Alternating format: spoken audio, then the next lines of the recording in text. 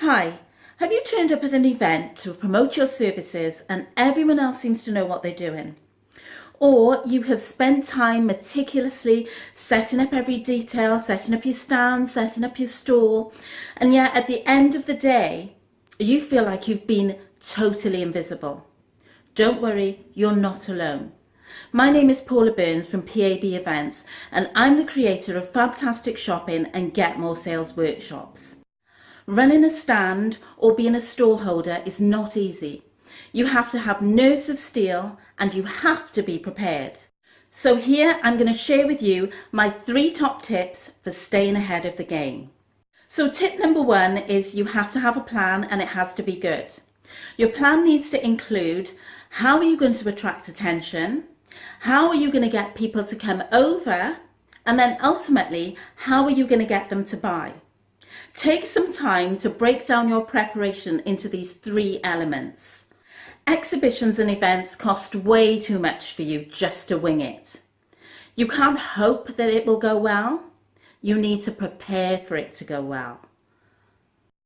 Tip number 2, your table covering is just as important as the products that you put on your table. Too many times this is treated like an afterthought. You need to think of things like, is it clean? Is it ironed? Does it cover the whole of your table? And when I say the whole of your table, I mean the front of your table so it touches the floor, and the sides so it touches the floor. The back of the table as well, if the back of your table is visible. But if you've got your back to a wall, that's fine. That doesn't have to be covered. You can just have enough, clear enough so that you can put your storage boxes under your table. Also, think about the colour of your table covering. Does it match with the style and the image that you're trying to portray with your products and your services? Now, I know sometimes you can go to events and you're given like a certain stipulation for the colour of the base cloth that needs to go on your table. I know that's the way it is with the events that I run. But you can still customise the top of your table by using a coloured runner or a slip cloth or something similar. Tip number 3, don't let people have to guess what you're selling. You need to be able to communicate with them what you are selling without even having to speak to them. And I know so many of you know what I'm talking about when I say this. Have you been to an event where you see people walking by, they're rushing by and they take a quick glance and they look at your table and they go, oh, they're selling that. Oh, they're selling this. But you know that you blatantly aren't selling that.